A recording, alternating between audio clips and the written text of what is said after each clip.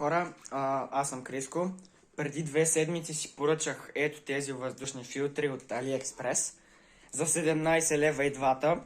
Не съм ги отварял, сега ще ги отворя във видеото, за да видим, понеже може да са вътре някакви от пластмаса направени или да са такива ключодържатели.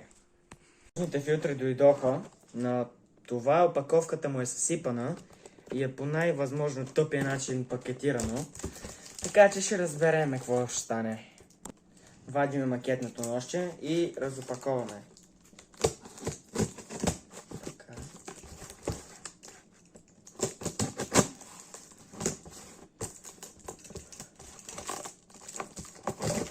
Така. Ще ги отворя заедно направо. Мисъл... Двата просто ще ги извадя заедно.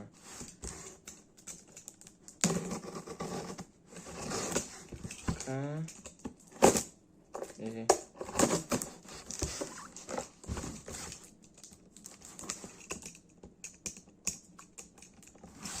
Аз па не мога да намеря къде е това. Его. Така. Мале, аз разах кутията на две. Нищо са. Добре. Къде, както да е. Принципно не знам какво да очаквам. Сега ще видим.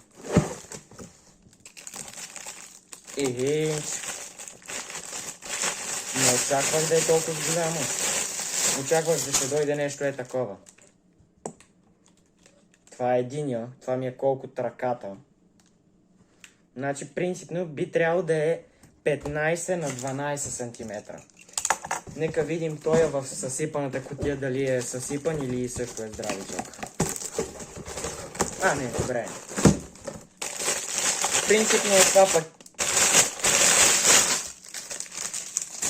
Принципно това пакетиране не изглежда да е от най-хубавото, защото е една кутия и вътре пластмасово пликче.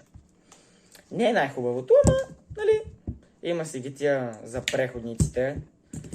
Може и да се наложи да купя преходник, защото не знам колко е изходната тръба за въздушния филтър, защото това тук е 76 мм. Пък ще ги теснаме като дойде колата. Да се надяваме само да не ми блокира двигателя. В края на видеото не забравяйте да се абонирате и да харесате това видео и ще се видим в следващото.